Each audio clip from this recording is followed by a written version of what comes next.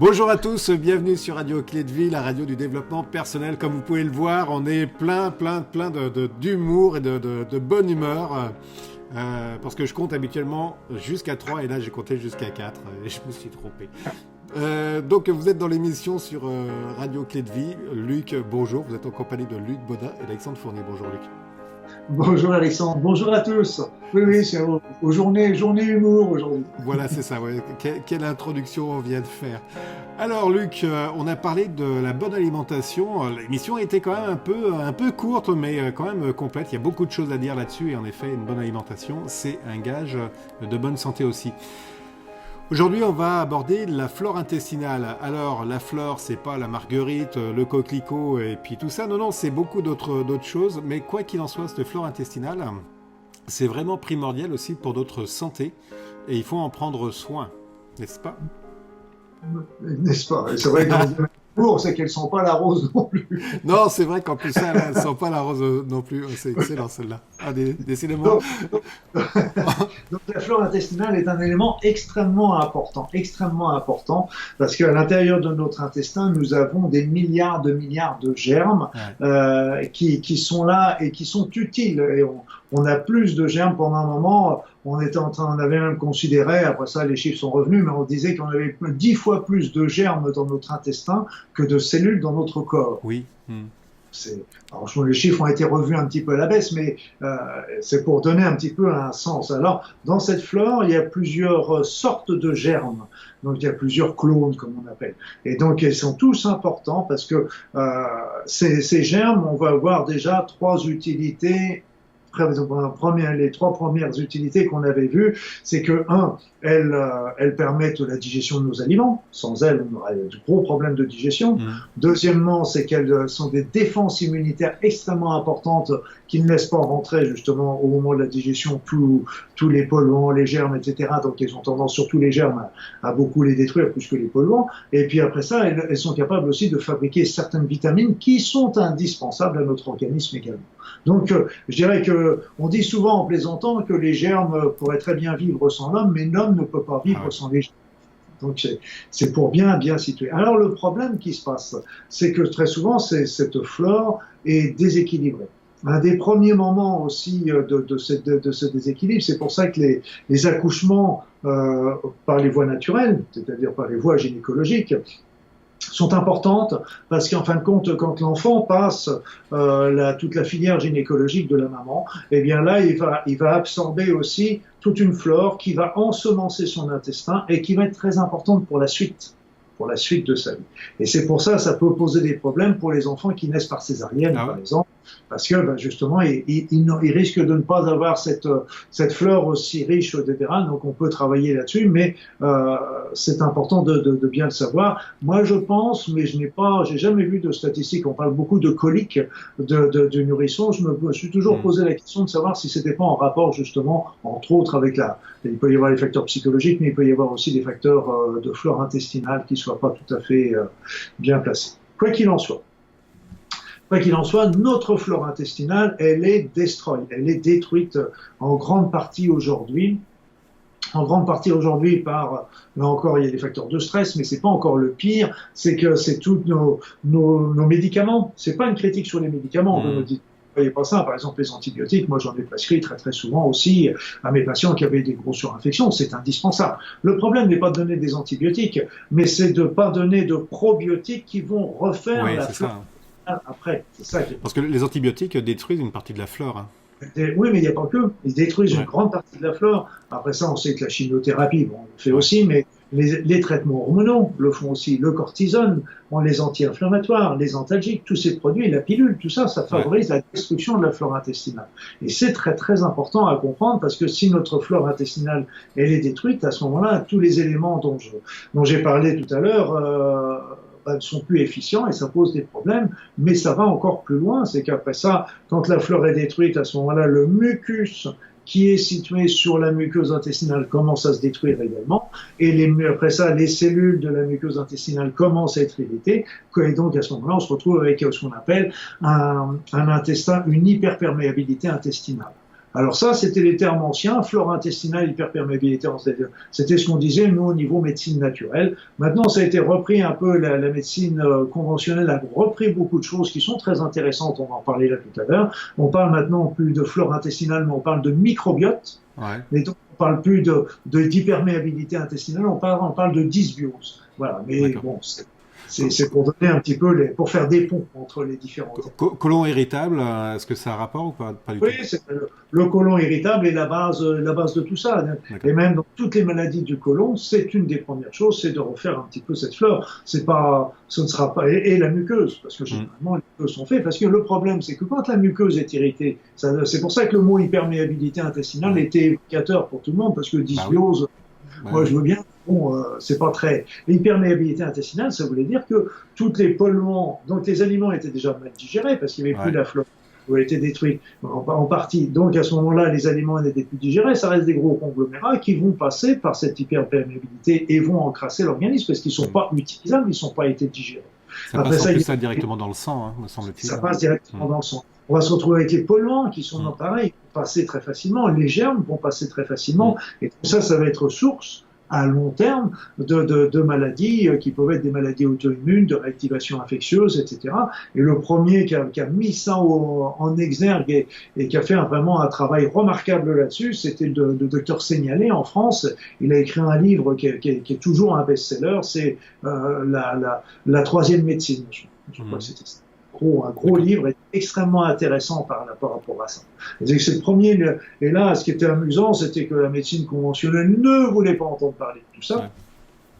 Et puis, là, maintenant, ils ont commencé à s'y intéresser. Et comme tu sais bien, je suis très mauvaise langue, les laboratoires ont commencé à s'y intéresser parce que tout simplement, la flore intestinale, on avait déjà les probiotiques, etc. Donc, il n'y avait pas grand-chose à breveter. Là, maintenant, ils commencent à pouvoir breveter certaines flores intestinales. Donc, on commence à en faire des médicaments. Donc, on va pouvoir se faire. Voilà, donc, et pourquoi? Parce que tout simplement, des choses qui sont assez impressionnantes, c'est que, on a vu ça chez des souris, c'est que quand il y avait une souris de poids normal et une souris en surpoids, eh bien, ces deux souris n'avaient pas les mêmes flores intestinales. Ah ouais. Et si on incorporait la flore intestinale de la souris en poids normal dans la souris qui était en surpoids, eh bien, ça l'aidait à perdre du poids. Ok. Donc, on est en train de découvrir tout ce que peut nous apporter, parce que je donnais les trois éléments, la digestion, les défenses immunitaires, et puis les vitamines que ça fabrique, mais on s'aperçoit que ça va bien plus loin au niveau de l'organisme, elle conditionne bien plus de choses. Moi, quand j'avais vu aussi quand selon la flore intestinale que l'on a, il y a certains germes de cette flore, certains bons germes de cette flore, s'ils sont présents, ça va favoriser la régénération de notre cerveau. Oui, c'est énorme. Et l'inverse, c'est vrai, quand il y a des mauvais, quand ils sont absents, il n'y a pas la régénération qui se fait. C'est important pour toutes ces maladies neurodégénératives qu'on peut avoir aujourd'hui. Pour le domaine pharmaceutique, il y a un beau business là justement qui va se lancer là, parce que si on parle rien que du fait de la perte de poids. Ah oui, ce qu'il va falloir, c'est qu'il change un petit peu la présentation, parce que là, il redonne, c'était comment? J'ai trouvé que c'était pas très sympathique comme leur présentation pour vendre leurs produits. C'était une réimplantation de matière fécale. Ouf, donc je veux dire, c'est pas qui nous change l'enrobage là, parce que c'est pas vendeur. Même si les résultats est bon, ça donne pas envie leur machin. Ouais. Donc il va falloir qu'ils trouvent autre chose. Mais ils vont trouver, je m'inquiète pas trop. Mais, voilà, mais c'est un marché énorme qui peut s'ouvrir là. Et c'est pour ça que de prendre des médicaments, tout ça, ça sauve les vies. Mais ce qui est important, c'est de prendre régulièrement, de refaire la flore intestinale. Moi, j'ai un petit protocole qui est tout bête. Ouais, comment est-ce qu'on fait ça justement pour refaire sa flore intestinale? De base, un petit truc. Déjà, il y a le choucroute qui est déjà très important. Oui. Il y a des aliments lactofermentés qui sont aussi intéressants pour refaire sa flore intestinale avec notre alimentation. Là, on va aller dans les magasins bio ou dans les restaurants bio, ils connaissent très bien tout ça, et c'est vrai que ça permet de régénérer bien les éléments. Il y avait le kéfir aussi, qui était une sorte de lait avec qu'on pouvait, quand on laissait une matrice se développer et qui refaisait aussi la flore intestinale. Mais autrement, d'une manière très pratique, moi je conseille de prendre pour commencer, hein, pour quelque chose de basique, hein, je parle pas de maladies importantes, etc., Ouais. mais déjà, commençons par ça, de prendre de l'argile verte en poudre, qu'on vend Oui. ça dans, voilà.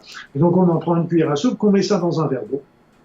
On laisse reposer dans le verre d'eau pendant 2-3 heures, et le soir, juste avant de se coucher, on boit l'eau. On ne Oui. boit pas l'argile, on boit que l'eau. Donc ça va permettre de refaire la muqueuse intestinale, un pansement sur la muqueuse. On pourrait, ceux qui ne veulent pas de l'argile, ils peuvent regarder du côté de la glutamine, qui est un acide aminé, qui est souvent vendu aussi dans les magasins spécialisés. On peut trouver aussi la chlorophylle, qui permet de refaire la muqueuse. Et puis après, le matin, prendre plutôt des probiotiques. Donc, pour bien que vous compreniez la différence entre prébiotiques et probiotiques aussi, ça c'est important. Les probiotiques vont apporter des germes. Donc ça c'est important parce que je vous ai dit tout à l'heure qu'il y a plusieurs sortes de germes. Et donc, de temps en temps, par exemple, un antibiotique ne va pas forcément détruire toute la flore, mais peut détruire une catégorie. Ou plusieurs catégories de germes. Et donc, on ne sait pas, a priori, vu qu'on n'a pas les moyens de l'utiliser. Donc, à ce moment-là, les probiotiques vont apporter des germes. D'accord. Eux, ils apportent des germes dans toutes les parties du système digestif. Pas forcément. Donc, c'est pour ça que je conseille de changer de marque de probiotiques tous les mois, à chaque fin de mois. Parce que comme ils ont tous des associations, des conditions, enfin des probiotiques un petit peu différents, on va bien avoir le probiotique. Et si on se sent bien avec un probiotique, gardons celui-ci. Et quand on prend des probiotiques, c'est vivant, c'est des germes vivants. Donc il faut le garder au frigidaire. Et donc après ça, ce qui est important également, c'est qu'il soit bien concentré. C'est-à-dire qu'il faut au moins que ce soit de l'ordre de 5 milliards de germes par prise de probiotiques le matin à jeun. C'est important, le matin à jeun, 5-10 minutes au moins avant le petit déjeuner.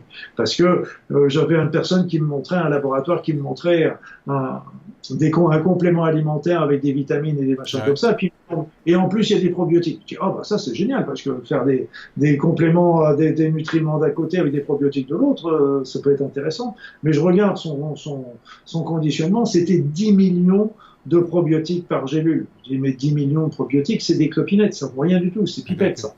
Il faut travailler en milliards de probiotiques pour que ce soit vraiment efficace. Et tu dis qu'il faut les prendre avant le repas, hein? Avant le repas, donc les garder au frigo. Donc normalement c'est là qu'on doit quand on les voit, si on les voit sur les rayons, etc. Ça me gêne un peu de les voir parce qu'il faut vraiment, c'est vivant et donc il faut vraiment les conserver comme ça. Et puis de les prendre à jeun, c'est-à-dire dans un verre d'eau, 5-10 minutes, un quart d'heure serait l'idéal avant le petit déjeuner. C'est pas toujours facilement réalisable. D'accord. Ça, les probiotiques le matin, l'eau argileuse le soir au coucher, et ça permet déjà de restructurer. Et on peut faire ça aussi d'une manière régulière, je dirais même d'une manière systématique, parce que le vicieux de l'affaire, c'est que nos aliments contiennent des pesticides, contiennent des choses qui détruisent la flore, mais aussi ils contiennent des antibiotiques. Et là, c'est pas assez parce qu'on est sans arrêt en train de taper sur le dos des médecins avec des antibiotiques, comme quoi ça provoque beaucoup de résistance. On se retrouve aujourd'hui avec des polyrésistances pas possibles au niveau des antibiotiques. Et bien, dans beaucoup d'élevages, je ne sais pas comment ça se passe outre-Atlantique, mais dans beaucoup d'élevages, il y a des grosses doses d'antibiotiques qui sont données aux animaux, mais pas pour. Au départ, ils nous disaient oui, c'était pour prévenir les infections, etc. Non, c'est pas pour ça. C'est qu'ils donnaient ça surtout pour ça faisait grossir les animaux. D'accord, bravo. Et donc, évidemment, ça permettait d'avoir la flotte qui était dans la viande, on l'a payé au prix de la viande, évidemment. Donc, c'est vrai qu'on mangeait aussi les antibiotiques qui étaient avec. Et donc, ces antibiotiques aussi généraient aussi de la destruction de notre flore. Donc, c'est pour ça qu'il faut vraiment penser à la refaire aussi régulièrement. Donc, les aliments lactofermentés, quand on y pense, à faire un petit peu de choucroute aussi, des aliments qui sont simples, et puis reprendre un petit peu de probiotiques de temps en temps, surtout quand on a pris des traitements. Aliments comment tu dis? Les aliments avec le lait, là, Lactofermenté. Lactofermenté, c'est quoi? C'est du yaourt, par exemple? Oui, c'est des produits qui ont été fermentés un petit peu comme on le fait avec les fromages, avec Voilà. Donc ça permet de leur donner une puissance. Là, il y a des aliments qui sont peu connus, et alors qu'ils sont extrêmement intéressants, c'est les aliments lactofermentés, parce que justement, grâce à ces apports, ils apportent des nutriments qui sont très originaux. Et puis après ça, c'est toutes les petites graines. Donc ça, on trouve ça facilement dans les restaurants biologiques, etc. Donc c'est intéressant d'aller voir un petit peu ce qu'ils ont fait, etc. Puis de se renseigner, parce que ce sont des nutriments qui sont très puissants. C'est un petit peu comme les petites graines ou les petites pousses qu'on va saupoudrer un petit peu sur notre petite salade, et qui vont nous apporter des éléments très très puissants. Très puissants. La graine est très chargée d'énergie. C'est dans la graine que se trouve l'arbre. Ouais, justement, on va en parler d'énergie bientôt là. Luc, on arrive à 15 minutes 35. Il va falloir qu'on arrête, qu'on cesse cette émission, ce qui est bien dommage. On est en progrès. On a dépassé 35 secondes, mais vous nous en voudrez pas. Non. Et pensez à vos intestins. Pensez à vos intestins, parce que c'est une grande source de maladies. Et on ne les voit pas forcément immédiatement, déjà de maladies d'intestin, mais aussi de maladies d'ordre général. Et ça commence à se développer. C'est quelque chose qu'on connaît très bien en médecine naturelle depuis des années. Ça commence à être reconnu par la médecine conventionnelle. Mais bon, ça prendra encore un petit peu de temps. Mais moi, je vous dis, faites-y très attention. Prenez-en soin. Et donc, prendre des probiotiques, on peut les prendre tout le temps maintenant. Au oui, vu de ce qu'on consomme. Toute l'année, je dirais. Ouais. Mais il faut faire des petites cures. Pour la personne qui n'a pas, faire une petite cure de 1, 2, 3 mois, une fois par an, ou un mois. Voilà, ça dépend un petit peu comment va la digestion. Vous voyez un petit peu s'il y a des ballonnements, s'il y a des digestions lentes, s'il y a des aigreurs, s'il y a tout ça. Oh, le téléphone sonne, c'est l'heure de couper. Allez Luc, merci beaucoup. On se retrouve la semaine prochaine pour notre émission. Merci encore Luc et à bientôt. Merci à tous.